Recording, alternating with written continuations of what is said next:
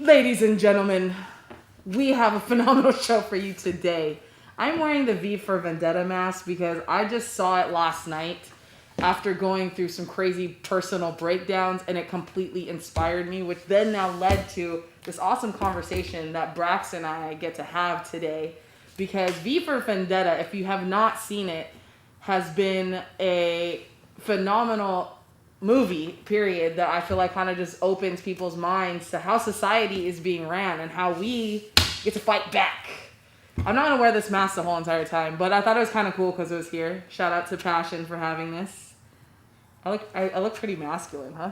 No, I think this will grab a lot of attention because it is the anonymous. You know, it's like the face of anonymous. This goes along perfectly with what we're talking about because like anonymous, the anonymous hackers, anonymous against the status quo. So it's actually perfect because what we're gauging on talking about today is society's stance to play, us versus them and not play together. And that's really the stance that Anonymous takes. Anonymous will hack, any big political figure that comes on stage because they feel that it's the right thing to do.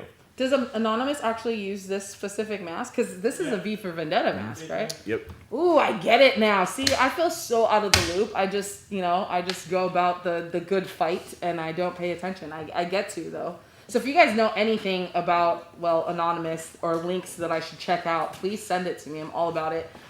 I am going to take this off, though, because it's hot behind this mask. There she is. Mask off. Mask off. But I'm still V. We're left which is interesting because, I've been called V for quite a while now because my name is actually Vanessa. Shh. Nobody gets to call me Vanessa unless I knew you for quite a while. But, a lot of people told me to watch V for Vendetta, and I saw it for the first time like a month and a half ago, and now once again yesterday, and I'm obsessed with that movie. So let's get into it. Let's do Society, period. Society starts with education because that is where, that's when we get introduced to the bigger world outside of our family, is actually through the school system. Mm-hmm. And you and I have had some discussions about that. So we get to talk about that. And you guys get to be a part of this discussion too. So by all means, ask us questions. And this discussion gets to continue because this show, I feel like, yes, we have Passion for Purpose and we have so many other podcasts, but this one with Braxton, Braxton, you are just so smart about everything. So the cool part about this is us taking back our power, us just bringing awareness, and us having the conversations that we should have been having. Mm-hmm. So let's start that conversation. School system. What's your thoughts on it? So this is really what I've come down with. First off, the public schools are run by the government. So the government has their own personal interest here. The government wants us to attend school because they want us to think in a way that benefits the government. Mm-hmm. So they teach us, the government-funded schools teach us in a way that's ultimately going to benefit the government. So I go back to, it all gets tied down to money and where the money is going and where the money comes from. That our government runs on the Federal Reserve. Right. So when you go into any major city, the first thing that you'll see in any major city, the largest building in every single major city is a national bank. So what that says is that this bank now owns every single person that lives in the city. They own your workplace, they own your car, they own your house, they own your engagement rings. They own everybody. Because if they lend you money, they own you. And if you know anything about Alexander Hamilton, he was the first treasurer in the U.S. He said, debt is good. Being in debt to other countries is good because it means that they're not going to kill you. They're not going to attack you. So if we're $200 billion in debt to China, they're not going to destroy America because they will never get that money back. So does that mean that we don't owe Russia any money? I don't know anything about that. That's the theory. That's the theory of Hamilton. The theory of Hamilton is that debt's good, but basically the U.S. uses this debt to control us. So basically, the cycle is we go to school, and the whole time throughout school, they're dropping like, you got to go to college, you got to go to college, you got to go to college. You'll get bonus points in your English class if you visit 2 colleges. You know, I think I got bonus points if I went to did 2 college visits. But so did you go through the system? Did you go through college? Fuck yeah. Okay. Of course I did. What'd you do? It was free. It was great. You would get a fucking scholarship. This kid. But so I went to college and I really started having these realizations when I was going through college because you know, I realized that most of my friends were just taking out these student loans. You know, they were given $25,000 a year student loans to take out, and they didn't really have any plan to pay them back. And it was the first thing I noticed is I was like, man, if I wasn't, it was free for me. If it wasn't free for me, I would have found ways in college to pay off school as it went. Right. Because I understood, like, hey, I don't want to start out $100,000 in debt. I have friends that went through Penn State University that graduated $90,000 to $100,000 in debt. Right. And they're like, yeah, and they're making $45,000 a year, $50,000 a year, you know, however much money they're making, but they're going to be in debt for a really, really long time. I mean, look, I've been running Tribunity for 8 years, and I'm thankful for Musician Institute. I did go to Musician Institute for music business, and I did get to learn a lot, but I learned more from, like, doing. So I still actually owe like Riverside Community College, Southwestern College, and the Musician Institute some money. So that sucks. That sucks. Here's how the system works, as simple as I can break it down. Okay. So society, we're going to call the bank Society National Bank, right? And we'll call it Society for short. Society wants us to go to college. They want us to borrow money from them to pay to the schools, because these schools owe society money, because these schools that are $500 million endowment, $200 million endowment, they don't have that in cash. They borrow it from the bank. So what happens is the student pays the bank, the student pays the college pays the bank gives money back to the student and keeps upcharging an interest. So the banks keep winning and winning and winning and winning and winning and winning and winning. Jeez. So on and so on. So what society tells you is to go to college. They tell you what to wear, what to watch, who to date, and statistically we usually listen, because financially, from a financial benefit standpoint, it does pay off to listen to society in the short term. Right. It pays off in dollars. It does not pay off in happiness. Right. So you graduate college and you find out that your degree didn't quite get you what you were promised. So what happens is most people say, hey, you need experience to get this job, so here's an unpaid internship. So you take out some loans to live for the next 10 months and you have an unpaid internship. And you go and apply for jobs again. They say, hey, you're still not quite qualified, so you're going to go back to grad school. They're going to sell you more college. You go back to grad school, you're now $100,000 in debt, and you meet the love of your life. You want to marry her, and you go out in the job market again, and you find out, hey, you can't do what you love because what you love is not going to pay back your bills. So you got to do something that's safe so you can provide for your family. You're now owned by the bank. Jeez. And that's what I see in this world. And until we break the pattern of like having an intention, college is not a bad thing. It's not necessarily a bad thing. But the way that it's sold to people is like everybody goes to college, but nobody has, like, an 18-year-old doesn't have an intention. I just went to college because that's what everyone else was doing. Yeah, like, same. I did well in school, and I went to college. It was free. Why would I not go? I partied for 4 years. Yeah. But nothing that I learned in college is really like helping me out today.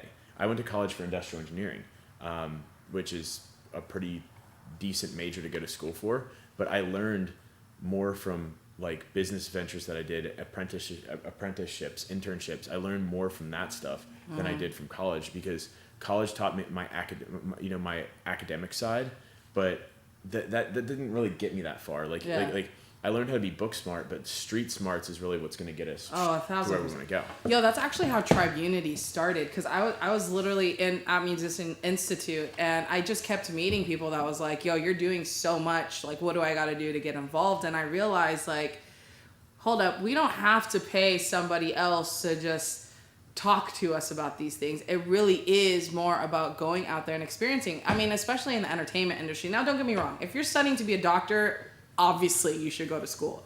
But I think you're right. In other countries, actually, they want their children to actually go travel the world before they do college. Yeah, and seriously, like, that's how I got this whole perspective. I've been to all 50 states. I've been to 30 countries. and I've seen democratic socialism in Europe. I've seen communism in China, and I've seen all these different ways of life, and they're not good or bad. They're not right or wrong. They're just, it just is what it is. And it opened my mind up to so many more possibilities. You know, I live in California now where I meet with illegal immigrants every single day. I even dated an illegal immigrant for a while, and I really understood where they're coming from. My perspective changed a lot, which is really why I believe traveling the world, seeing different types of ways of life is really what's going to transform this world, because it gives us empathy to understanding what other people have gone through. Yeah, no, definitely. And look, I'm a huge believer of definitely traveling, and I feel like society kind of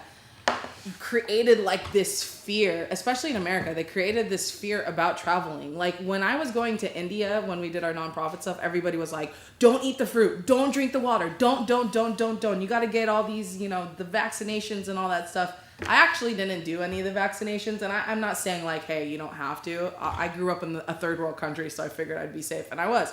I drank their water and I ate their fruit, and I was fine. Seriously, I actually feel like India is really healthy because that's where I learned how to be vegetarian, because it's a lot of vegetarianism out there, and it was great food. But it's interesting that our society really puts that out there, and I feel like maybe they even created this whole, anti-immigration thing, or making it hard for other people to really stay out here, is because they realize that these people coming in will then start spreading their mindsets. Right, and that's really how it's about. Like what people need to understand is what society does is they separate us: Democrat, Republican, this, that, right, left. Why though? Because it's easier to control it's easier to control people that are split. So if you from the top, if you have this people from the bottom that are all united on one vision, and it's about a leap of faith. It's about understanding that the leap of faith, people's genuine visions don't conflict. When you get down to what's in here, what's in there, what's in the bottom of everyone's heart, like what's in the bottom of my heart will never conflict with what's in the bottom of someone else's heart. Visions don't conflict. They work together. What conflicts is personal interest, ego. So when it comes to Donald Trump, I'm making a lot of money because of this. The Bible says, the love of money is the root of all evil.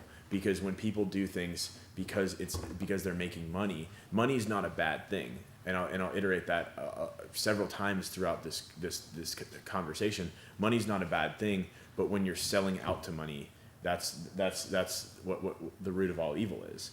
So it's really important when we do things that it's vision driven and not ego driven. So going back to the school system and really growing up in a public system. Now, I actually grew up in the Philippines. Okay. So I went to school out there from, not kindergarten, but I did first, second grade out there. So my beginning part of my years. And it's interesting to see the difference between how a third world country happens, or what happens in a public school out there, and then here moving into this. So I'm going to interrupt you right now, Yeah. and this is actually perfect. And if she's open, I would love to bring her on, because I went to private school. So you went to school in a third world country, and then Anna went to public school. So ladies and gentlemen, this is Anna. She was actually on Passion for Purpose, phenomenal artist, singer, and songwriter. Thank you. Yeah. So, but just like everything, we have these type of conversations on a day-to-day basis. So like I said, this isn't just us. If you guys want to join our conversation, by all means, our door is open. Have the conversation with us on here, and we'll continue having these type of conversations, because I don't listen to news because I feel like it's a little bit negative. But, I think that this could be a great place for us to just talk about the information that we do get to talk about, because I still find out kind of what's going on, obviously about the shootings from other people, but personally I don't like to watch the news about it. So this is a great opportunity. So let's get back into talking about the different schools. So you said private, third world country, different country school, and then public school. Public school. This is something, I went to the public school in high school. So all the way through middle school, I went to private school, and then I did 9th grade through 12th grade in the public school system. So I have a little bit of both. Most of my education was private school. Right. And we were actually talking about this the other day. when I was in middle school, and it's about having like the quality of teachers being willing to go there with their students, being willing to dig deep, because teachers, I honestly spent more time with my teachers going from ages 5 until 18 than I did with my parents. Yeah. And they have all these opportunities to see, hey, Braxton, there's something going on right now, let's dig into it, as opposed to like the societal norm to just avoid. Right. And something really simple that came up when I was in middle school. We were talking about this yesterday. We were asked to write down a number that we most heavily identified with and a paragraph for why we identified with that number. My friend Tommy wrote 11 because that was like the most points he scored in a basketball game. Someone wrote their number that they wore in softball. I wrote down 2. And I wrote, the reason why I wrote down 2 is because I'm never good enough to be number 1. And it was just like, okay, great, next question. But like from an emotional intelligence perspective, that was a perfect opportunity for someone to step in and say, when was the first time you thought that way? Because that, up until now, that has been the story of my fucking life. Right. The story of my life has been being number 2, being number 2, being number 2. And someone could have changed that story a long time ago that was like emotionally intelligent, emotionally transformed, could have stepped in and said, hey, Braxton, I understand that that's your story right now, but where did you make up that story about yourself that you weren't good enough? So do you think it started from the private school then, or where do you? Oh no, that started with my parents for sure. Okay. That started with my dad. I brought home a 98%, and my dad said you could have got a 99. Just stuff like that. It's just like right. I missed one on my. Well, why'd you miss that one? Just other things like that. My parents just being like overachievers, hyperachievers. Right. But it just like made me like the perfectionist in me just wanted to always perfect. Right. For me, growing up in a third world country, first of all, I moved to Philippines when I was like at the age of 6.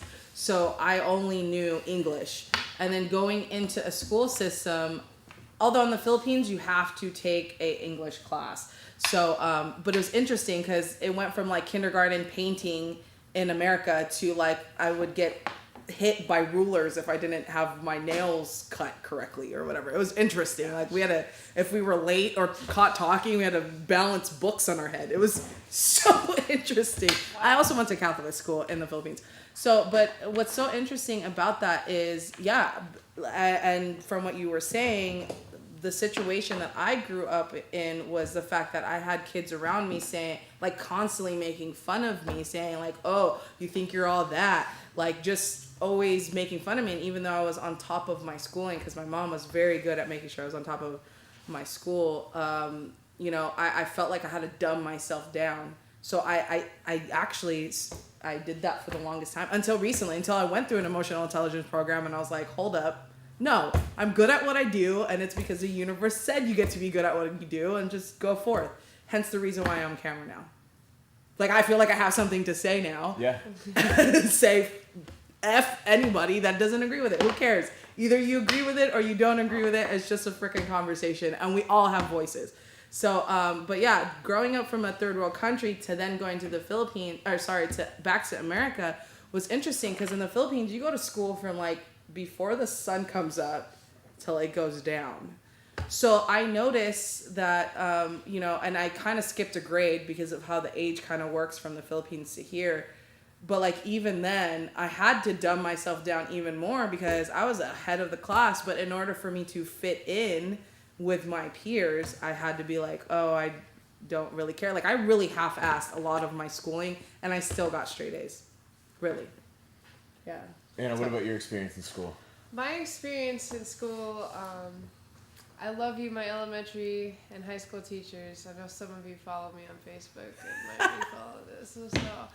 So, my experience in school was, I felt like it was a lot more play than it was anything else. Like, I remembered our recesses being sometimes longer than, like, my community time with my class, or even, like, the lessons that we were doing. We were always anticipating recess time, which was really awesome, which was fun.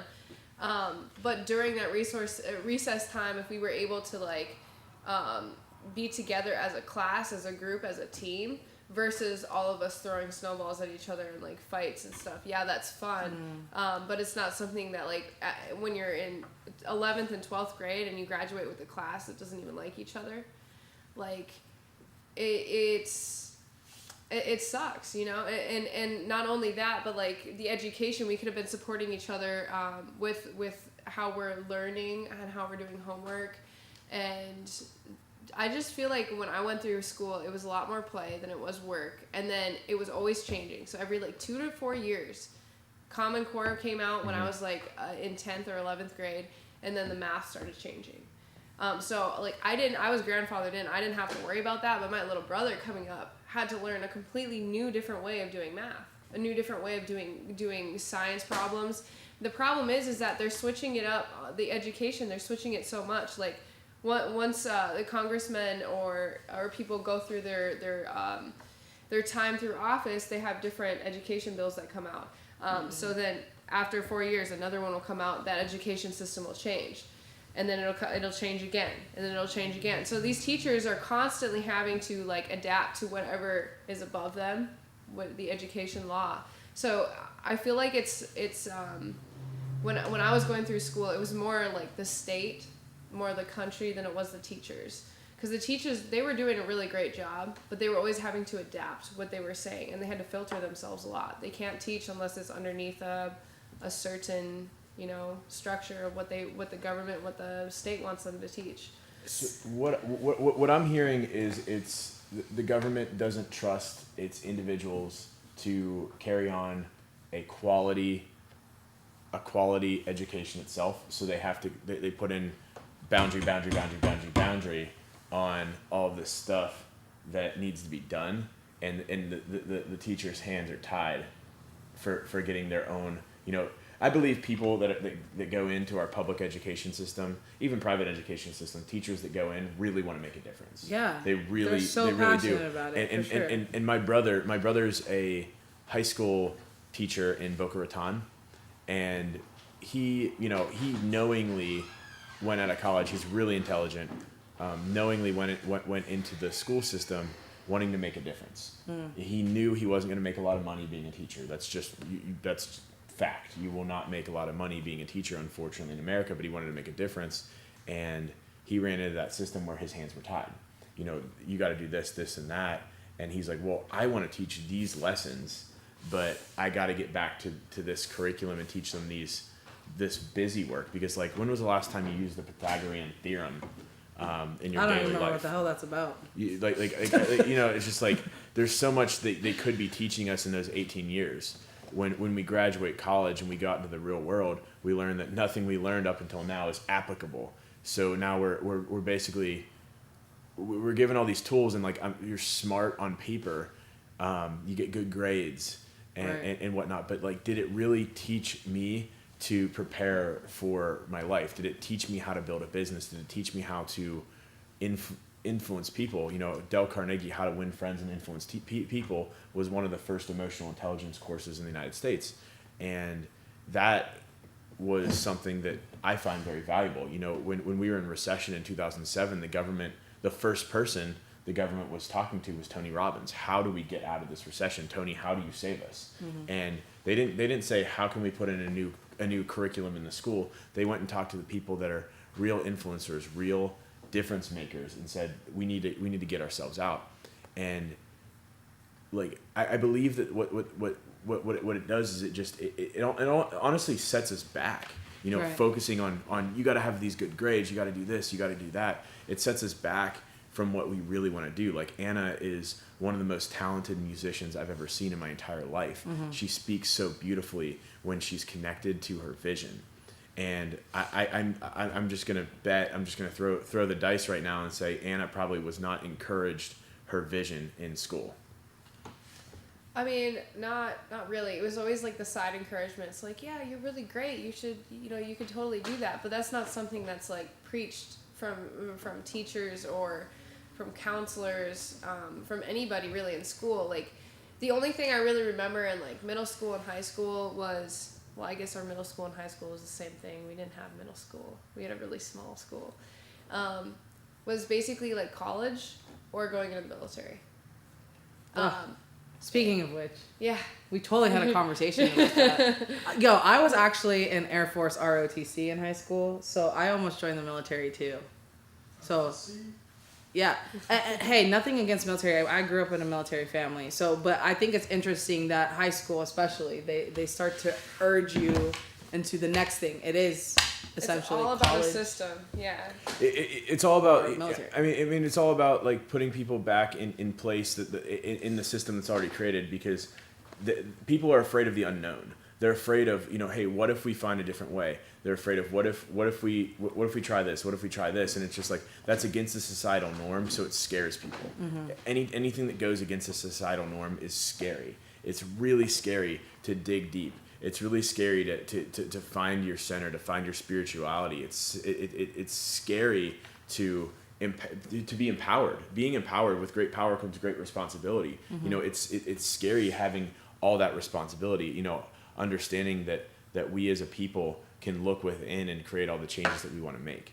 That's scary. So they don't teach that. They don't teach that fear. They teach different different aspects, but they don't teach the empowerment aspect of being like, I can create whatever I want to create. I can do whatever I want to do.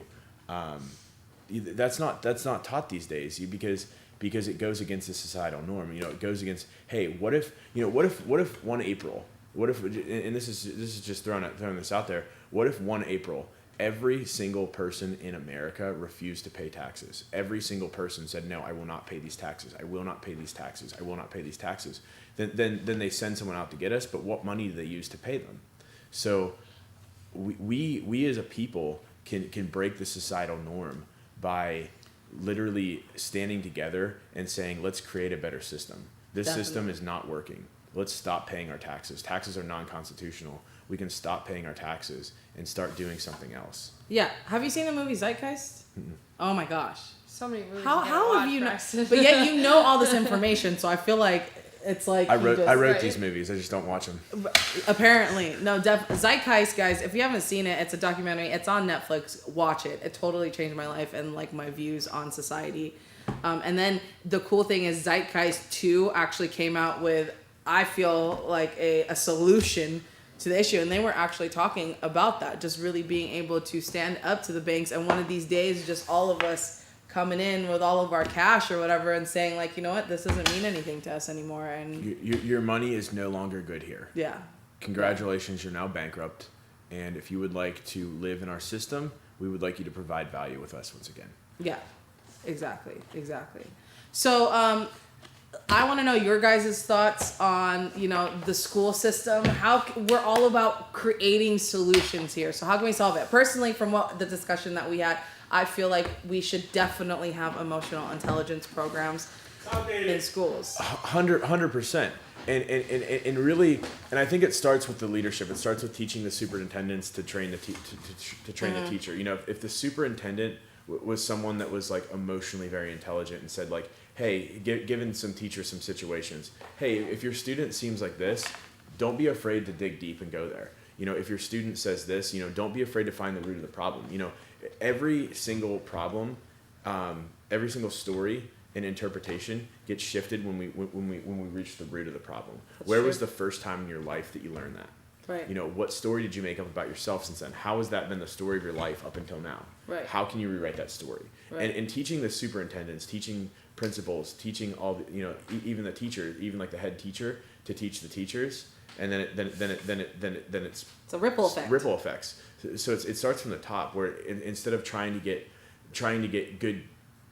good SAT scores or trying to get good achievement test scores, so your school gets funding. Hey, what if we just graduate people that crush it in life? They are ready to take on their lives because someone went there with them. Someone really like dug deep. Someone really taught them that they can solve all their problems.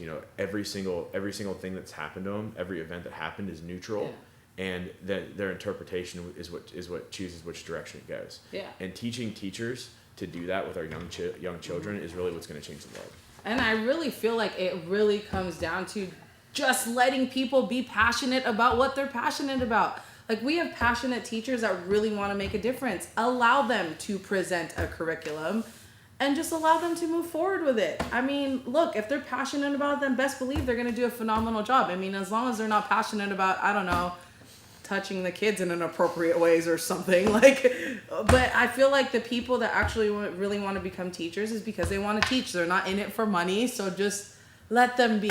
And then not just only just like a ripple effect, it only spreads to the kids. And then we're able to actually, you know, find the kids' passions. And then we get to, you know, I think we should have experiential things in public schools, even as an elementary school. I know in high school they kind of do that. Like you have what is it called? The ROPs.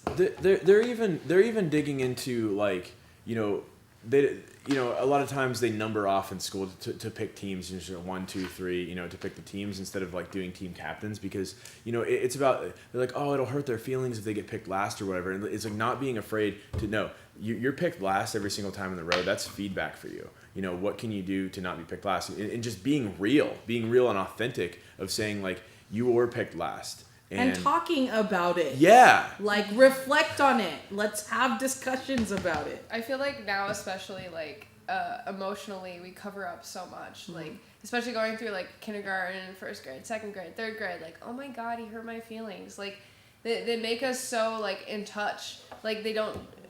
When I was going through elementary school, like, I noticed a huge shift between when kids didn't care when you were being made fun of. Like, yeah, sticks and stones may break their bones, but, like, words will never hurt me. That would stay true until, like, 5th grade, when everybody just started getting super touchy, and, like, they weren't teaching us. Like, the new millennials that are coming in right now, if you call them one name that you don't even know what it means, or, like, they don't even know what it means, they just automatically is offensive. Like, they're always...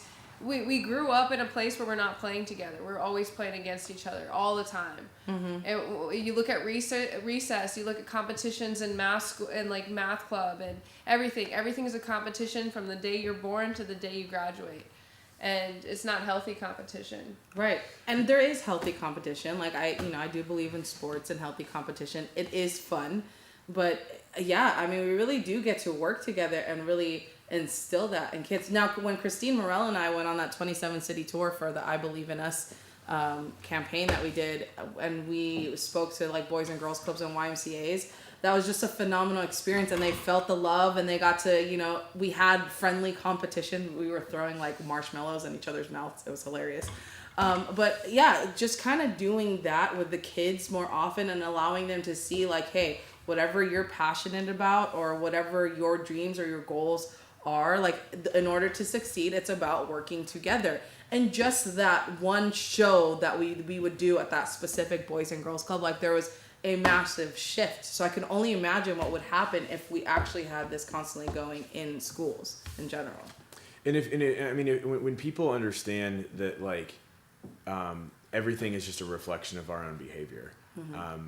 It really puts to light anything that happens, and really when we can take that responsibility of being like, this person did this to me, and it's just like, oh, how did I source that? How did I cause that in my life? You know, mm-hmm. who was I being in a way that invited that behavior into my life? Mm-hmm. Yeah. And in that type of responsibility, it's, again, I'll go back to it's scary. It's scary for the world, for us to understand that we as human beings can source and create our own reality. Because, you know, I'll go back to the Bible. If I could speak in the tongues of men and of angels but do not love, I'm only a resounding gong or a clanging cymbal. If I had the gift of prophecy and could fathom all mystery and all knowledge, if I had a faith that could move a mountain but don't love, I am nothing. Love is patient, love is kind, it does not envy, it does not boast, it is not proud, it is not rude, it is not self-seeking. Love does not delight in evil but rejoices with the truth. It always protects, always trusts, always hopes, always perseveres. Later in that chapter, it says, but now we see as a reflection, as if looking in a mirror. It's by no coincidence, it's right after the Bible talks about love. Because when we come from a place of pure, authentic love, people are just going to mirror that behavior back to us. Mm-hmm. Yeah, exactly. And, you know, a lot of people that actually get made fun of, or a lot of the kids that get made fun of, it's because it has something to do with how they're brought up or how their mm-hmm. family life or their home life is kind of being. But yeah, that is a tough discussion to have, especially with kids, to say, like, hey, well, how are you attracting these people making fun of you? Yeah. How are you attracting that? How are you inviting that? Is it your low sense of self-worth? Is it how you perceive yourself? Yeah. You know, is it because you don't use your voice? There's a million reasons for why this person's getting, being, but people want to make them the victim. and just be like, oh, you know, the people are so easy to make this person a victim, as opposed to saying, yeah, it's fucked up what they did. Yes. And this person deserves to be punished for it. Yes. 100%. And having that discussion. Yeah. Of really just being able to support these children to get out of the victim mindset and just really being able to take responsibility and move forward. You know, not to say like, hey, they're, you know, the bullies should just be, you know, it's not their fault. Of course, you know, we get to have those discussions too, because I mean, from experience, actually, from discussing with a lot of these kids that were bullied at these high schools or these schools that we would go to, they would, you know, these bullies, they were talking about how, you know, they were getting beat up by their parents at home. So it's like, it's really seeing how it's all a ripple effect, really, and how we can support that. But also allowing, once again, teachers, since we're talking about the school system, allowing them to dive deep because they want to, instead of creating these boundaries, you know, to not dive deep. So definitely emotional intelligence programs, I think, are phenomenal. And even if it was like a once a month workshop at activity period or something like that, that could make a huge difference, because people, instead of pointing the finger and being like this, that, whatever, people can say, okay, you know, let me self-inspect and see who was I being in that moment and who can I be moving forward. Who was I being in that moment? Who can I be moving forward? And I mean, even like that helps us in every area of our life, every single area of our life, when we understand how we do. One thing is how we do everything. How we show up in this area will show up in that area as well. So we can look at any inefficiency in our life, change it, and it makes our entire life better. And that gives us ultimately much, much better lives. I think the fear that people have is like the status quo right now is afraid of emotional intelligence. I was in a federal lawsuit in federal court a little over a year ago. I need to get back in a courthouse. I miss suing people. But I was in a federal court a year ago because I was working for this company. I built, it was almost an $8 million company, and I built about a third of it, and I was only making in equity about $14,000 a year after building 1/3 of the company. And I realized, hey, if I take my business and I leave this company and basically start my own, I can make 5 times what I'm making right now. And I did that. I got sued.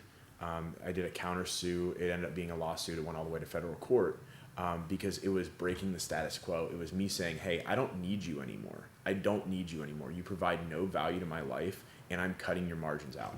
I'm taking my money back because you don't provide enough value to me. And when people are empowered and people learn that stuff, the status quo, boom, goes down. When people say, hey, we don't need this in place. We don't need this in place. Government, we don't need you anymore. We don't need you. No. You don't provide value to us. We don't need you. We are cutting you out. And that's what I said earlier in the show. What if 1 April we all decided not to pay our taxes? Every person, we're not paying our taxes. It would be chaos. Like, hey, Senator Bernie Sanders, Mr. Socialism, make socialism great again, owns 3 Audis and 4 houses. He owns 4 vacation houses, and he owns three $100,000 Audis. The same person that believes socialism, everyone should be equal, was sitting courtside Game 7 of the NBA Finals last year. He was sitting courtside. Those tickets are $5,000 a ticket. So, you know, like these politicians, they're making all this money, and they say this and they say that. Do you actually believe them? Bernie Sanders, do I believe that you are for the poor people, or are your 5 vacation houses something that speaks differently? I judge people by their actions, not their words. You know, yeah, completely. And look, like he was saying, we love money. And I think, you know, in fact, I was having a conversation with Christine Morell about this yesterday, that, you know, in order to attract money into your life, you get to have a relationship with money. And really, money is just a form of energy, and energy is love. So definitely, you know, even putting that into our school systems, because I feel like the public school systems, especially in like kind of like the bad areas, like they continuously put that into your mindset that money is kind of bad or evil, and it continues that ripple. If the government is going to take all of our money can we start putting it towards things that are actually going to benefit us? Can we start paying our teachers better? If we started paying our teachers really highly, 80, 90, $100,000 a year, what type of person would that attract? Versus paying our teachers $30,000 a year. We are raising our children. We're letting someone that makes $35,000 a year raise our children and teach our children. Not that there's anything wrong with that with that person, but like, what if the quality of people? What if the highest quality of people were those that were teaching our children? It should be like that. So it's just like, what if the teachers were the best job in America, where it's like, when you go out, should be like that. When you go out and really accomplish something, when you really create something really big for yourself, then you can teach at $150,000, $200,000 a year. What if all of our money was going to paying our teachers to really empower the crap out of our young people? Right. Instead, it's an entry-level job. It's a $30,000 a year job. That's crazy. And that's who's teaching our children. Again, not thank you, teachers, for teaching us and for keeping a stand, even though you're still broke. But yeah, exactly. And paid like glorified babysitters. Exactly. And what if we attracted higher quality teachers by offering them top salaries? That our students learn from all these teachers. I had so many teachers that made huge impacts on my life. They did the best they could to teach their class. They were definitely underqualified. Yeah. And that's just across the board. Teachers are just going to be underqualified, which is why my parents sent me to private school, because private school can afford to pay higher salaries to teachers. So I had higher quality teachers in the public school. Yeah, in my public school, we watched a lot of videos. So all I did was on those box TVs. I would just write notes. It was so funny. Oh my gosh, I have to quickly say this story really quick because it's an interesting story. But so during these VHS learning sessions in the dark, I would write my little love letters to my little girlfriends. And one time I got caught by the teacher, and he took the letter and read it. And all I said was "You are so beautiful. I can't wait to spend break with you." And he, literally at the end of class, he tells me to meet with him and the girl that I sent the note to. And he's like, "This is the most disgusting thing I've ever read." And I'm like, what the hell? But then again, I'm 32, guys. I grew up at a time where, being gay was not cool. So being gay was such a bad thing. So it was interesting. Actually, when we were talking about that earlier too, the whole marriage thing, I forget how the conversation came up, but the whole being military stuff. Yeah. Oh yeah. I didn't join the military because at the time that I was supposed to join the military at 18, they weren't accepting gay people. So it's so funny because now we talk about that and it's duh, gay people are just like human, any other human being. We went through a phase of time where they actually had a whole thing about it. It's crazy how time flies, but yeah. It was a diagnosable disease in the 1980s. You were diagnosed with you got a bad case of the homosexuality. I love this disease. You got it bad. Wow. Yeah, and I personally even got kicked out of churches. I was very into this church, and it was a Christian church, but I loved their music and stuff like that. So I would always be a part of those groups. But then one of my friends, just because I told on her for trying to commit suicide, because I was worried, I told the pastor and her parents, and she literally told the whole entire church that I was gay, and I got kicked out of the church for it. What? And I'm like, I don't understand, but it was an interesting time, and it's so amazing that things have changed now. Obviously, we're still working on things segregation and racism and, now the whole gay thing. But hey, I feel like we've definitely moved ahead. Oh, there's progress that has been made for sure. And that's really what gets to be acknowledged. And the problem with the news today is they speak on the negativity. They speak on this, they speak on that. And it's just hey, why don't we acknowledge the positivity? Why don't we acknowledge what's going on? Hey, you never see them talk about the good things. It just, and that's the problem with the two-party system right now, is it's just well, let's bash the lefts for this, let's bash the rights for that, bash, and not being what would it look like if you had a Democrat come out and be like, "Hey, Trump, I acknowledge you for the good things," or if you have Trump go out and acknowledge Elizabeth Warren for the things, and it's just like, hey, I know we don't get along, but you're a heck of a leader, and just acknowledging the positive and just putting that positive energy out there. Right, because hello, law of attraction, you're continuously bashing and talking about the negative stuff. We're only going to attract that even more. And, I'm part of a lot of movements. So I hear a lot of movements being like, oh, well, we don't have rights to this and this and this. And they're just so angry. And it's like, well, yeah, if you walk around continuously thinking that you're going to get bashed for whatever, for being gay or for, being a specific color, a specific race or background, then that's what you're going to attract.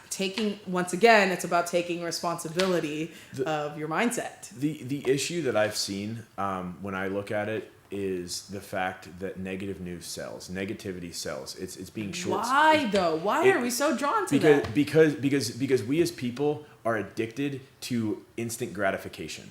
It's really interesting to hear about a terrorist attack that happened in here, and it's just like, fear sells. Fear sells. Fear sells short-term satisfaction, which is why women get into relationships with controlling men, which is why people love to make short-term fast money. People sell out to the highest bidder when it comes to money because it gives instant gratification. And wait, explain that a little bit more, because I don't get how that's even any type of gratification. How fear is any type of gratification. Because when a right-wing conservative bashes a leftist, they get instant bumps in the polls. See, that's stupid. Once again, we need to get out of this whole competitive BS seriously and move forward, guys. It's really about us co-creating and working together. Like, I love positive things. In fact, that's what our shows are going to be about. I would venture to say that all 6 billion human beings on this earth love positivity. But it's the willingness to trust and get out on the skinny branches. It's the willingness to give up some of the short-term instant gratification and believe in something that's vision driven. Mm-hmm. There's no I don't know if the camera was on when we were talking about this, but there's no visions that conflict with each other. Like my Braxton Amudson's deep down authentic vision and V's and Anna's deep down authentic vision ultimately work together.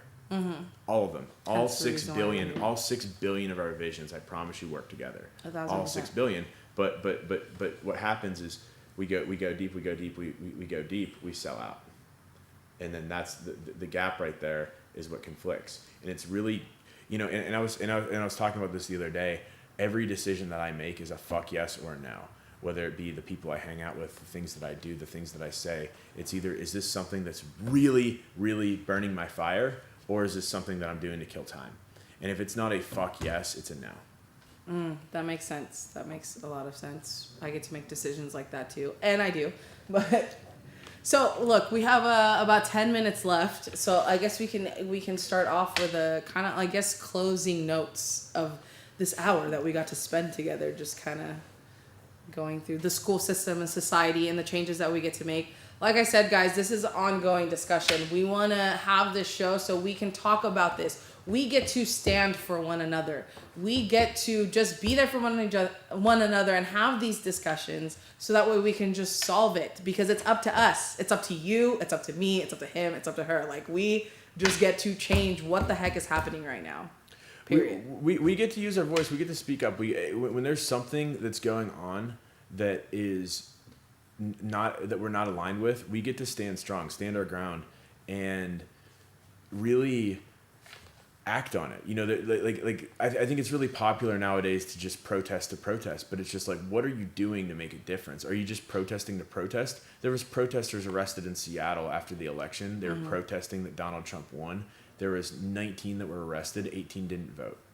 So if you didn't want Donald Trump to win, then don't vote for then go out and vote for someone else. But those 18 that were arrested, 19 that were arrested, 18 of them didn't vote. They're just causing a stir. They're not acting. They're not making a stand. Yeah. And to me, it's just like, you have no right to protest what's going on if you don't show up to the polls. I mean, look, I however you need to go about it, but we do need to shift into getting out of this like sheeple mindset where it's like, let's protest because everybody's gonna be there. I'm all for it, and I do love seeing people stand for it. But yes, let's actually make a difference. Yo, that's actually what tribe unity is about. Like, create a tribe, do something with your passion, do something with your voice, and really just spread this positivity, this love that we all just really hunger for. And like, let's just really spread that energy, period. It's about uniting the tribes, guys. Yes.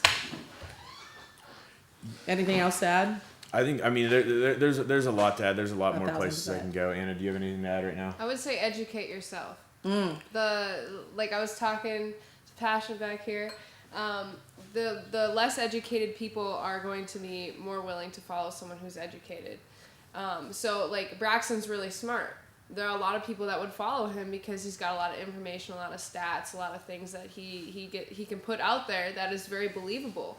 And whatever side he chooses it powerfully. So he's a very great leader in that sense. So educate yourself. Like, understand what you're protesting. Understand what you're actually getting into.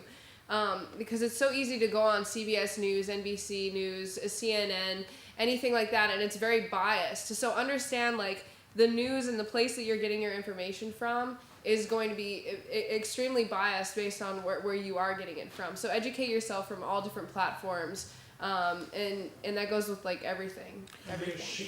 Yes. Going on what she said, I think another thing is like the people that you educate yourself on, make sure that they're living the life that you want to be living. Yeah. Because we all have haters, we all have critics and all this stuff. I have people all the time that say, Braxton, you be doing this, you need to be doing that. They're not living the life that I want to live, so I don't really care what they have to say. Mm-hmm. So I listen to people that are living the life that I aspire to be.